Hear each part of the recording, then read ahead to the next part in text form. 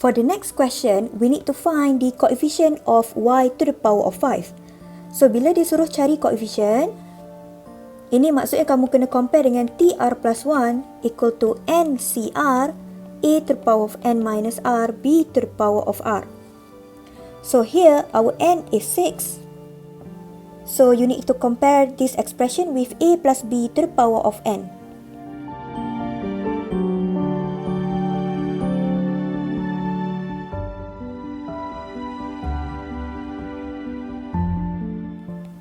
Therefore, by comparison, you'll get the value of A, B, and N.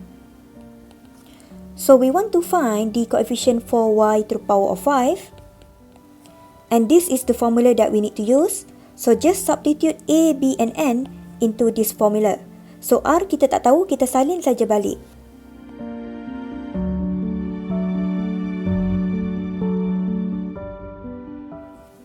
So, we'll get 6CR times 2x to the power of 6 minus r times negative y to the power of r.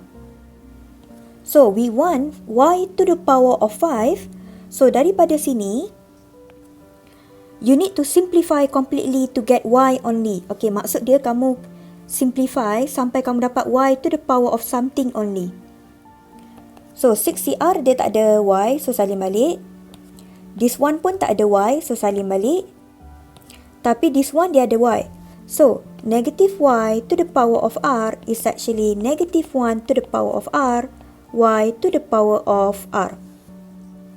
Kalau kamu ada negative and then kamu ada power, unknown, power sekarang ni kamu tak tahu berapa.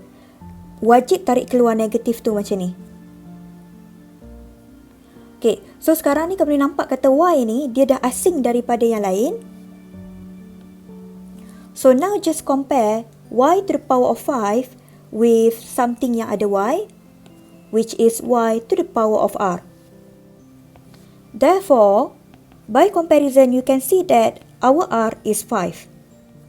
So now, just substitute r equal to 5 into tr plus 1 again. Okay, kamu boleh substitute atas ni pun boleh, bawah ni pun boleh. So, Miss substitutekan pada yang atas ni. So, you will get T5 plus 1 equal to 6C5, 2x to the power of 6 minus 5, negative y to the power of 5.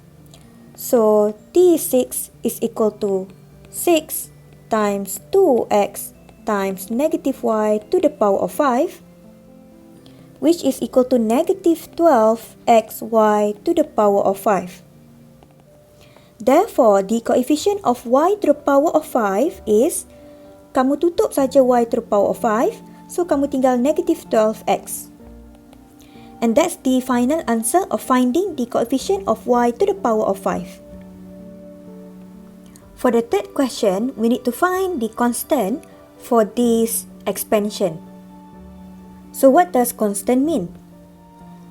A constant is when there is no x in the term. For example, if you have 15x minus 2x squared plus 3, therefore the constant will be positive 3 because it doesn't have any x in this term. But actually it does have x. Note that plus 3 can actually be written as plus 3 times x to the power of 0. This means that when we're talking about constant, we're actually talking about x to the power of 0. So basically, kamu cari term yang tak ada x and then kamu letak x kosong-kosong kat tepi tu. Contoh soalan yang maksud dia kamu kena cari constant adalah macam ni. Kalau kamu nampak soalan yang dia kata find the term that is independent of x. So kamu kena faham kata independent ni maksudnya dia berdikari. Maksudnya term tu dia tak perlu depend ke atas x. So it basically means there is no x in the term ataupun dia sedang bercakap pasal constant.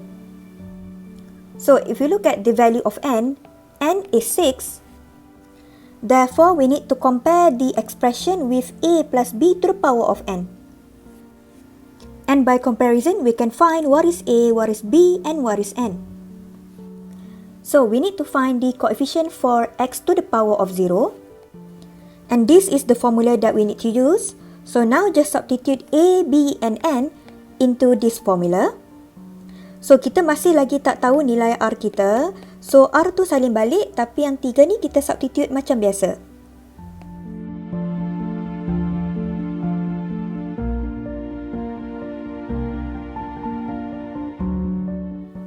So kita akan dapat macam ni. Okay, kita kan nak X to the power of 0 kan? So this one tak ada perubahan, dia tak ada X, so kita salin balik. Tapi this one dia ada X, so kita expand. And this one kita ada X dalam ni, so kita kena separatekan. Yang kita ada 2 over X square ni, kita separatekan dia jadi 2 times 1 over X square. So you'll get 2 to the power of R and 1 over X square to the power of R. And then simplify kan?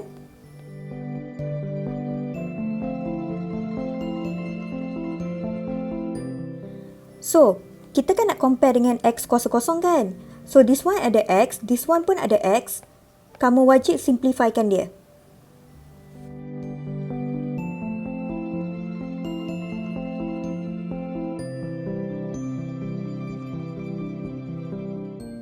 And we will get X to the power of 12 minus 4R. Therefore, by comparison, you can see that X to the power of 0 is X to the power of 12 minus 4R. And by comparing the power, we can get R is equal to 3. So now we're gonna substitute R equal to 3 into our TR plus 1 again. Therefore, we will get T3 plus 1 equal to 6C3 X squared to the power of 6 minus 3 2 over X squared to the power of 3. So on the left hand side, we're gonna get T4. 6C3 is 20. This one will give us X to the power of 6. And then when we simplify this one here, you'll get 8 over X to the power of 6. And we can cancel out X to the power of 6. And we will get T4 is equal to 160. Therefore, the coefficient of constant is 160. So, recall balik ya, kalau soalan tu dia sebut pasal constant ataupun dia kata find the term that is independent of X, that means that it doesn't have X in the term, ataupun straightforward kamu terus faham kata dia adalah X kuasa kosong. Okay, so kamu cari nilai A, B, N macam biasa and then kamu substitute dalam formula TR plus 1. Rearrange semua ni supaya dapat X sahaja and then baru kamu compare dengan X kuasa kosong. And then daripada situ kamu dapat nilai R dan daripada nilai R kamu substitute balik ke dalam TR plus 1 and then kamu akan dapat kamu punya constant.